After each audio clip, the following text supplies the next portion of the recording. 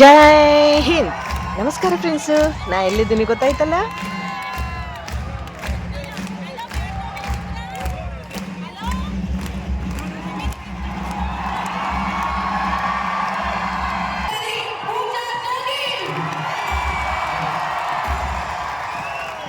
आप सभी दर्शकों से निवेदन है मातरम के अतिरिक्त किसी भी अन्य नारे का प्रयोग न करें।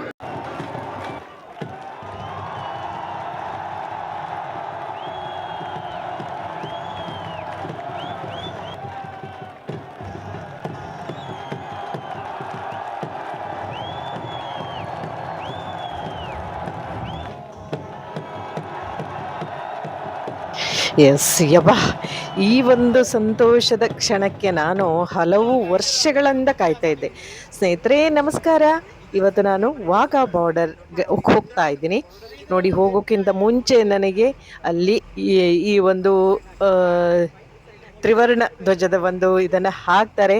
ಬೇಕಾದ್ರೆ ಹಾಕ್ಸ್ಕೋಬಹುದು, ಎರಡೂ ಸೈಡ್ ಹಾಕ್ಸ್ಕೋಬಹುದು. ಫ್ರೆಂಡ್ಸ್ ನಮಸ್ಕಾರ, welcome back to Sanjana creations.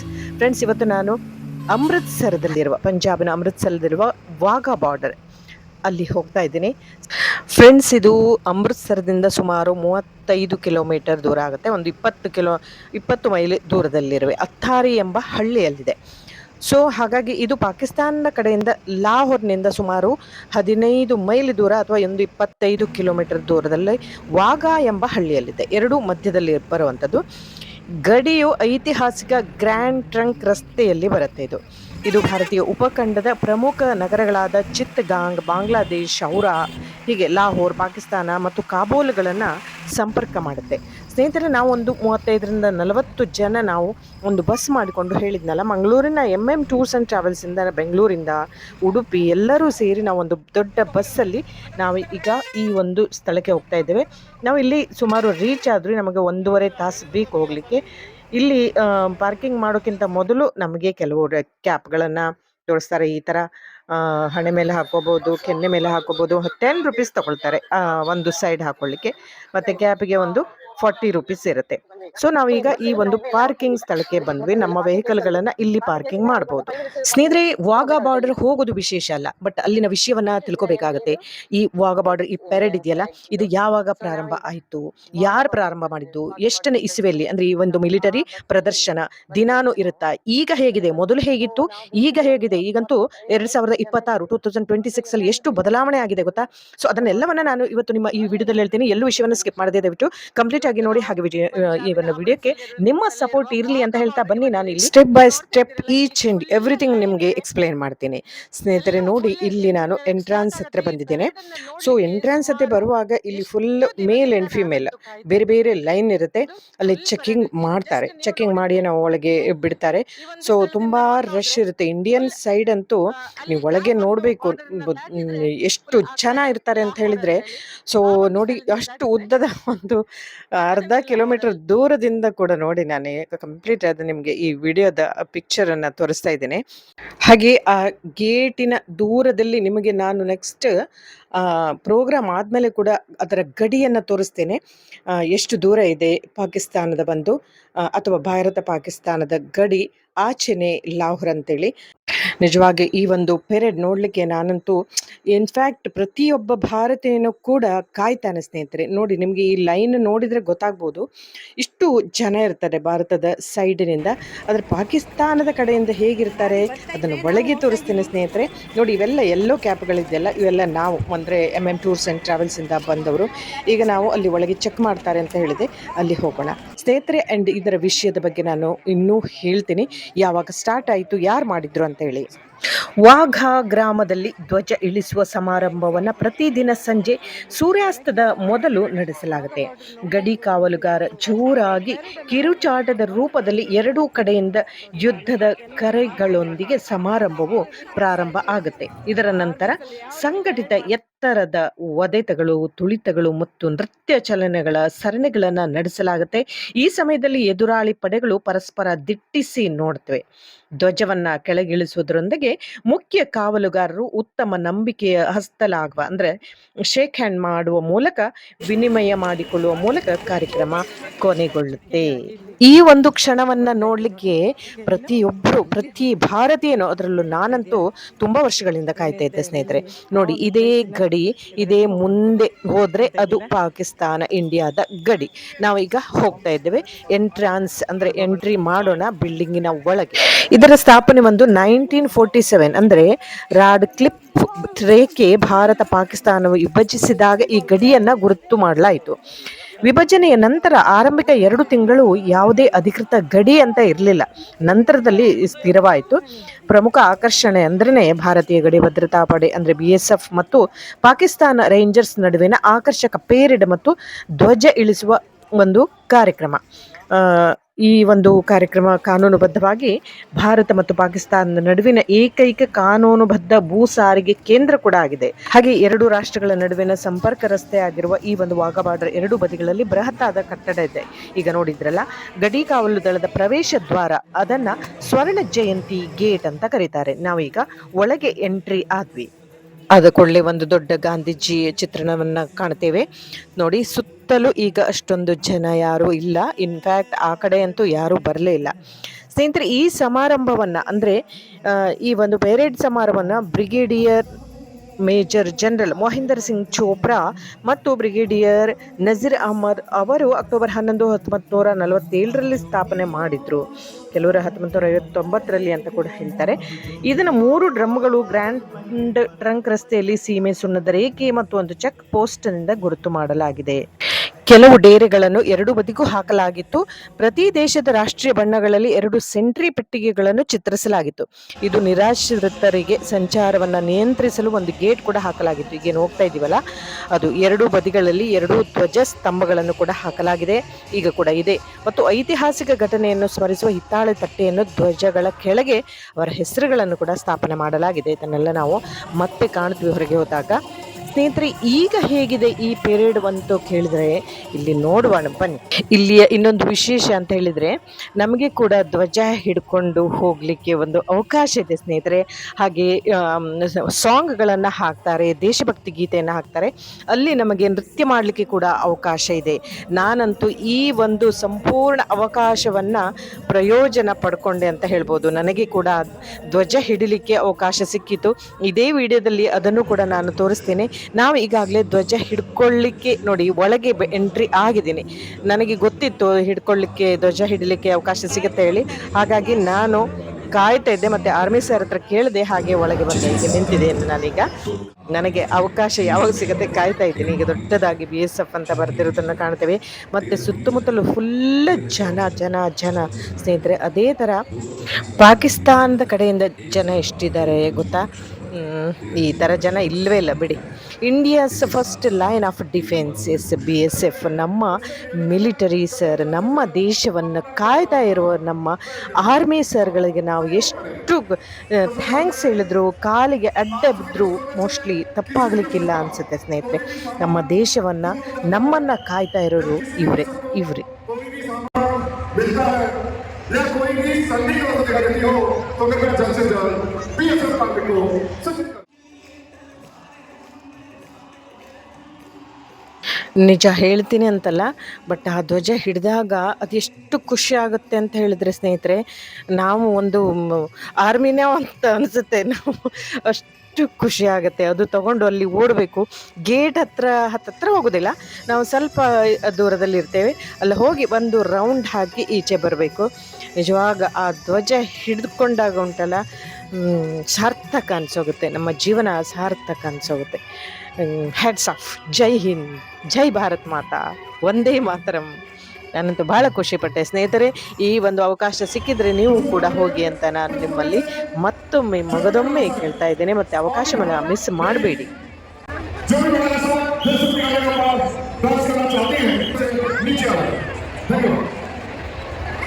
ಮೊದಲೆಲ್ಲ ಕವಾಯಿತು ಬೇರೆ ಥರ ಇರ್ತಿತ್ತು. ಆದರೆ ನಾನು ಸ್ಟಾರ್ಟಿಂಗಲ್ಲಿ ಹೇಳಿದ್ನಲ್ಲ, ಇಬ್ಬರು ಎತ್ತರಕ್ಕೆ ಕಾಲನ್ನು ಒದಿತಿದ್ರು, ಹೈಟ್ ತೊಗೊಂಡು ಹೋಗ್ತಿದ್ರು, ಮತ್ತು ನೆಲಕ್ಕೆ ಒದೆತಗಳು ಬೀಳ್ತಿತ್ತು, ತುಳಿತಗಳು, ನೃತ್ಯ ಚಲನೆ ಎಲ್ಲ ಇರ್ತಿತ್ತು ಹೇಳಿ. ಬಟ್ ಈಗ ಹೀಗಾಗಿದೆ, 2014ರಲ್ಲಿ 3 ನಿಷೇಧಿತ ಪ್ರತಿಸ್ಪರ್ಧಿ ಇಸ್ಲಾಮಿಸ್ಟ್ ಗುಂಪುಗಳು ನಡೆಸಿದ ವಾಘಾ ಗಡಿ ಆತ್ಮಹತ್ಯಾ ದಾಳಿಯಲ್ಲಿ 60 ಜನ ಸಾವನ್ನಪ್ಪಿದ್ರು. ಇದರಲ್ಲಿ 110ಕ್ಕೂ ಹೆಚ್ಚು ಜನರು ಗಾಯಗೊಂಡರು. ಇದು ಒಂದು ಆಗ ಶಾಂತಿಯುತ ಸಭೆ ಆದರೂ ಕೂಡ ಮೋದಿ ಬಂದ ಮೇಲೆ ಆ ಶಾಂತಿಯುತ ಸಭೆ ನಡೆಯೋದಿಲ್ಲ. ಯಾಕೆಂದರೆ ಮುಳ್ಳನ್ನು ಮುಳ್ಳಿನಿಂದಲೇ ತೆಗಿಬೇಕು. ಪಾಕಿಸ್ತಾನ ತನ್ನ ಹಳೆ ಚಾಳಿಯನ್ನು ಯಾವತ್ತೂ ಬಿಟ್ಕೊಡಲ್ಲ. 2019ರ ಭಾರತ ಪಾಕಿಸ್ತಾನ ಬಿಕ್ಕಟ್ಟಿನ ಸಮಯದಲ್ಲಿ, ಅಂದರೆ ಪಾಕಿಸ್ತಾನ ವಾಯುಪಡೆ PAF wing commander Abhinandan Varthaman ಅವರ ವಿಮಾನವನ್ನು ಹೊಡೆದುರುಳಿಸಿದ ನಂತರ ಪಾಕಿಸ್ತಾನ ಅವರನ್ನು ಭಾರತಕ್ಕೆ ಹಿಂದಿರುಗಿಸಿದರೂ ಕೂಡ ಈ ಒಂದು ಸಮಾರಂಭ ಏನಿದೆಯಲ್ಲ ಅದನ್ನು ರದ್ದು ಮಾಡಲಾಗಿದೆ. ಅದರಲ್ಲೂ ಹೋದ ವರ್ಷ ಅಂದರೆ ಪೆಹಲ್ಗಾಂವ್ದಲ್ಲಿ ನಡೆದ ಭಯೋತ್ಪಾದಕ ದಾಳಿಯಿಂದಾಗಿ 26 ನಾಗರಿಕರನ್ನು ಕೊಂದ ನಂತರ, ಅಂದರೆ ಮೇ 8, 2025ರಿಂದ ಹಲವಾರು ದಿನಗಳವರೆಗೆ, ಅಂದರೆ ಇವತ್ತಿನವರೆಗೂ ಕೂಡ ಈ ಒಂದು ಸಮಾರಂಭ ಇಲ್ಲ. ಅಂದರೆ ಏನು ಹೇಳಿದ್ನಲ್ಲ, ಯಾವ ರೀತಿ ಪೆರೇಡ್ ಮಾಡ್ತಾರೆ, ಕೆಲವು ಇದೆ ಮತ್ತು ಕೆಲವು ಇಲ್ಲ. ಅದು ಏನೇನಿದೆ ಅಂತ ನಾನಿಲ್ಲಿ ಮುಂದೆ ತೋರಿಸ್ತೀನಿ. ಕೆಲವು ಮಾತ್ರ ಇದೆ ಅಷ್ಟೇನೆ. ಮೊದಲೆಲ್ಲ ಈ ಕವಾಯಿತು ಬಹಳ ಚಂದದಲ್ಲಿರ್ತಿತ್ತು. ಅಂದರೆ ತ್ವರಿತ ನೃತ್ಯ ಇರ್ತಿತ್ತು. ಕುಶಲತೆಯಿಂದ ಸಾಧ್ಯವಾದಷ್ಟು ಎತ್ತರಕ್ಕೆ ಕಾಲುಗಳನ್ನು ಎತ್ತುವ ಮೂಲಕ ಇದು 2 ರಾಷ್ಟ್ರಗಳು ಹಂಚಿಕೊಳ್ಳುವ ಸಹೋದರತ್ವ ಅಂತ ಇರ್ತಿತ್ತು. ಮತ್ತು ಈದ್ ಮತ್ತು ದೀಪಾವಳಿ, ಹಿಂದೂ ಹಬ್ಬದ ಮತ್ತು ಮುಸ್ಲಿಂ ರಂಜಾನ್ ದಿನಗಳಲ್ಲಿ ಗಡಿ ಪಡೆಗಳು ಎದುರಾಳಿ ತಮ್ಮ ತಂಡದೊಂದಿಗೆ ಸಿಹಿಯನ್ನು ಎಕ್ಸ್ಚೇಂಜ್ ಮಾಡ್ಕೊತಿದ್ರು. ಮತ್ತು ಈ ಒಂದು ಇದರಲ್ಲಿ ಶೇಕ್ ಹ್ಯಾಂಡ್ ಮಾಡ್ತಿದ್ರು. ಇಬ್ಬರು ಗೇಟನ್ನು ತೆಗೆದು ಆಚೆ ಬರ್ತಿದ್ರು, ಈಚೆ ಬರ್ತಿದ್ರು ಎಲ್ಲ. ನೀವು ಮೊದಲು ನೋಡಿದಾಗ, ವಿಡಿಯೋಗಳನ್ನು ನೋಡಿದಾಗ ನೋಡಬಹುದು. ಬಟ್ ಈಗ ಗೇಟೂ ತೆಗೆಯೋದಿಲ್ಲ, ಹಸ್ತಲಾಘವ ಇಲ್ಲ, ಶೇಕ್ ಹ್ಯಾಂಡ್ ಇಲ್ಲ, ಧ್ವಜ ಇದು ಮಾಡೋದು ಇದೆಲ್ಲ ಯಾವ ಥರನೂ ಇಲ್ಲ.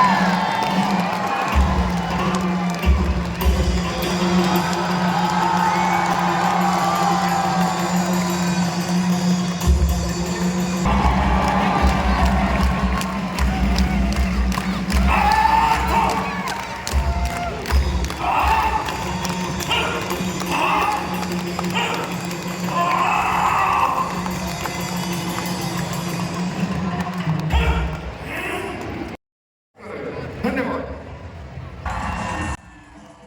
ಹಾಗೆ 2014ರ ವಿಷಯ ಹೇಳಿದೆ. 2016ರಲ್ಲಿ ಉದ್ವಿಗ್ನತೆ ಉಂಟಾದದ್ದು ಸೆಪ್ಟೆಂಬರ್ 29, 2016. ಭಾರತ ಪಾಕಿಸ್ತಾನ ಮಿಲಿಟರಿ ಮುಖಾಮುಖಿಯ ನಂತರ ಗಡಿ ಮುಕ್ತಾಯ ಸಮಾರಂಭ ಮುಂದುವರಿಯಿತು. ಆದರೆ ಭಾರತದ ಕಡೆಯಿಂದ ಸೆಪ್ಟೆಂಬರ್ 29, ಅಕ್ಟೋಬರ್ 8, 2016 ನಡುವೆ ಸಂಜೆ ಸಾರ್ವಜನಿಕ ಹಾಜರಾತಿಯನ್ನು ನಿರಾಕರಿಸಲಾಯಿತು. ಅಂದರೆ ಅಲ್ಲಿಂದ ಸುಮಾರು ದಿನಗಳ ಕಾಲ ಯಾರು ಎಂಟ್ರಿ ಇರಲಿಲ್ಲ, ಸಾರ್ವಜನಿಕ ಪ್ರವೇಶ ಇರಲಿಲ್ಲ.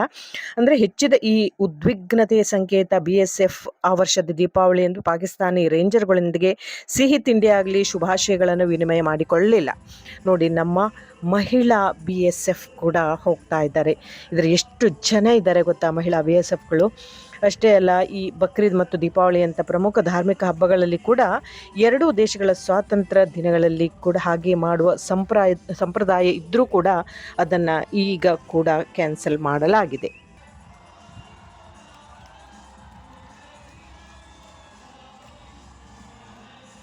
ನಮ್ಮ ಭಾರತದ ಕಡೆಯಿಂದ ಕೂತ್ಕೊಳ್ಳಿಕ್ಕೆ ಜಾಗ ಇಲ್ಲ ಸ್ನೇಹಿತರೆ.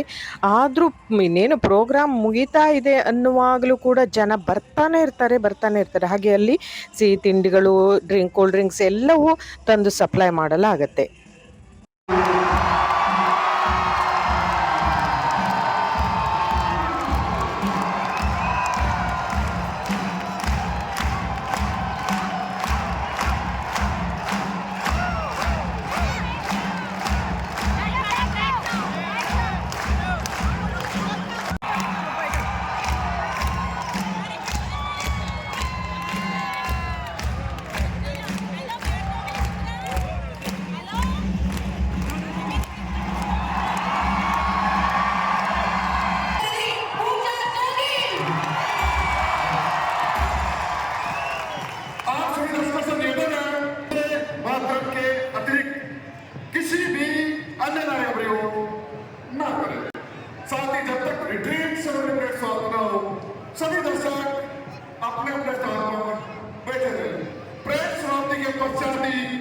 अपने स्थान को छोड़े वो स्टेडियम से बाहर निकलने के लिए स्टेडियम के मुख्य द्वार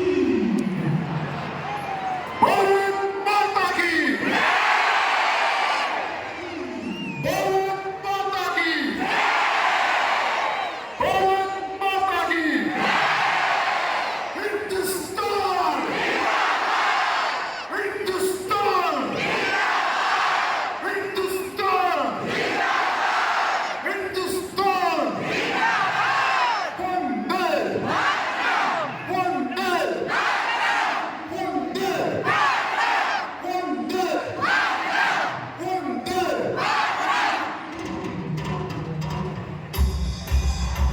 ಇಲ್ಲಿ ಅಂತ ಕಾಣೋದೇ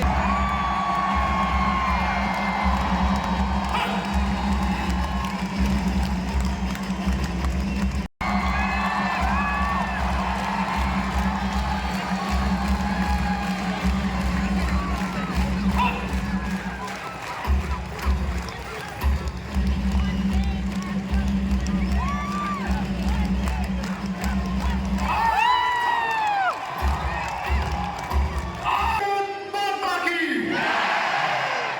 भारत माता की भारत माता की हिंदुस्तान हिंदुस्तान हिंदुस्तान हिंदुस्तान वंदे वंदे वंदे ಸ್ನೇಹಿತರೆ, ನಾನು ಸ್ವಲ್ಪ ದೂರದಲ್ಲಿ ಅಂದರೆ ಕೆಳಗೆ ಕೂತಿದ್ದೆ ಕಾಣಲಿಲ್ಲ. ಈಗ ನಿಮಗೆ ಸ್ಕ್ರೀನಲ್ಲಿ ತೋರಿಸ್ತೀನಿ ನೋಡಿ. ಆ ಗೇಟನ್ನು ಓಪನ್ ಮಾಡೋದಿಲ್ಲ, ಅವರು ಅಲ್ಲಿವರೆಗೆ ಹೋಗ್ತಾರೆ ಅಷ್ಟೇ.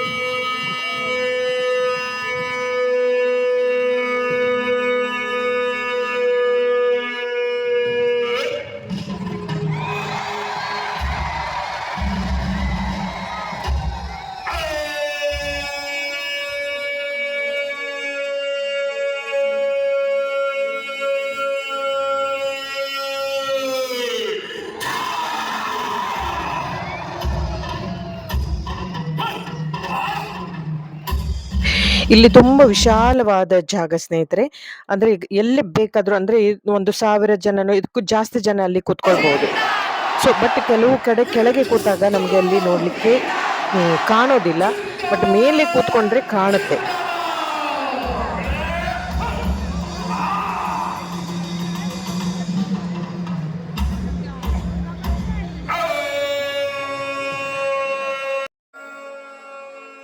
ಯಾವಾಗ ಮೇ 8, 2025 ಅನಿರ್ದಿಷ್ಟಾವಧಿ ವಿರಾಮಗೊಳಿಸಲಾಯಿತು.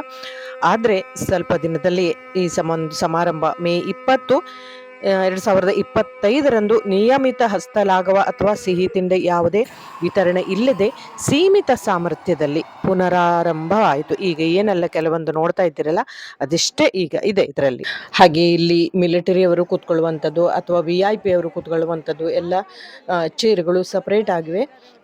ಅದೇ ಥರ ಆ ಕಡೆಯಲ್ಲಿ ಪಾಕಿಸ್ತಾನದವರು ಅದೇನು ಮಾಡ್ತಾರೋ ನಮಗೆ ಕಾಣಲ್ಲ ಸ್ನೇಹಿತರೆ. ಇದು ಅವ್ರೇನು ಮಾಡ್ತಾರೆ, ಬಟ್ ನಾವು ನಮ್ಮ BSF ಏನು ಮಾಡ್ತಾರೆ ಅನ್ನೋದನ್ನು ನಿಮಗೆ ಕಂಪ್ಲೀಟ್ ಆಗಿ ತೋರಿಸಿದೆ. ನೀವು ಹೋಗುವ ಮೊದಲು ಈ ವಿಡಿಯೋವನ್ನು ನೋಡಿಕೊಂಡು ಹೋಗಿ.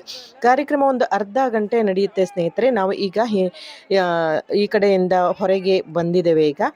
ಈಗ ಪಾಕಿಸ್ತಾನದ ಕರೆಕ್ಟಾದ ಗಡಿಯನ್ನು ನಾನಿಲ್ಲಿ ಮುಂದೆ ತೋರಿಸ್ತೇನೆ. ದೃಶ್ಯವನ್ನು ನೀವು ಈಗ ನೋಡ್ತಾ ಇದ್ದೀರಿ. BSF ಒಬ್ಬರು ಸರ್ ಜೊತೆ ಒಂದು ಫೋಟೋವನ್ನು ಕ್ಲಿಕ್ ಮಾಡಿಕೊಂಡೆ.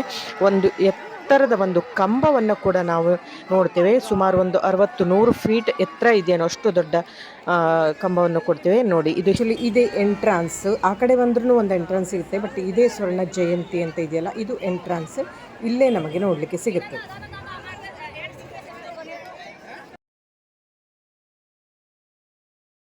ನನಗೆ ಒಂದು ಆಶ್ಚರ್ಯ ಅಂದರೆ ನಾನಿಲ್ಲಿ ಹೇಳಿಬಿಡ್ತೇನೆ. ಪ್ರತಿಯೊಬ್ಬ ಆ, ಭಾರತೀಯನು ಅಂದರೆ ಭಾರತ ದೇಶವನ್ನು ಇಷ್ಟಪಡುವ ಪ್ರತಿಯೊಬ್ಬರು ಇಲ್ಲಿ ಬರ್ತಾರೆ. ಆಲ್ಮೋಸ್ಟ್ ಆಲ್ ಎಲ್ಲ ಹಿಂದೂಗಳು ಇದ್ದಾರೆ ಅಂದ್ಕೊಂಡಿದ್ದೀನಿ. ಇತರ ಧರ್ಮದವರಂತೂ ನನಗೆ ಹೆಚ್ಚು ಕಾಣಲಿಲ್ಲ. ಇನ್ಫ್ಯಾಕ್ಟ್ ಬೇರೆ ಬೇರೆ ಮಾಲ್ಗಳಲ್ಲಿ ಹೇಗೆ ಎಲ್ಲರನ್ನು ಕಾಣ್ತೀವ, ಬಟ್ ಇಲ್ಲಂತೂ ನಾನು ಕಾಣಲಿಲ್ಲ. ಸಿಖ್ಖರು ಇದ್ದರು, ಬಟ್ ಬೇರೆ ಧರ್ಮದವರು ಮುಸಲ್ಮಾನ ಇರ್ಬೋದು, ಜಾಸ್ತಿ ಏನೂ ಇರಲಿಲ್ಲ. ಅವರೇನು ಪಾಕಿಸ್ತಾನದ ಕಡೆ ಕೂತಿದ್ರು ಗೊತ್ತಿಲ್ಲ. ಎನಿವೆ ಇಲ್ಲಿ ಈಗ ನಾನು ಬ್ಯಾಕ್ ಸೈಡ್ ಬಂದಿದ್ದೇನಲ್ಲ, ಇಲ್ಲಿ ಕರೆಕ್ಟ್ ಆದ ಒಂದು ದೊಡ್ಡ ಬೇಲಿಯನ್ನು ಕೂಡ ಹಾಕಿದ್ದಾರೆ. ನಿಮಗೆ ಆ ಒಂದು ಬೇಲಿಯನ್ನು ಕೂಡ ತೋರಿಸ್ತೇನೆ. ಇದರ ನಂತರದಲ್ಲಿ ನೋಡಿ, ಇದೇ ಒಂದು ದೊಡ್ಡ ಬೇಲಿ, ಇಲ್ಲಿ ಒಂದು ಹೆಲಿಕಾಪ್ಟರ್ ಕೂಡ ನಿಂತಿದೆ.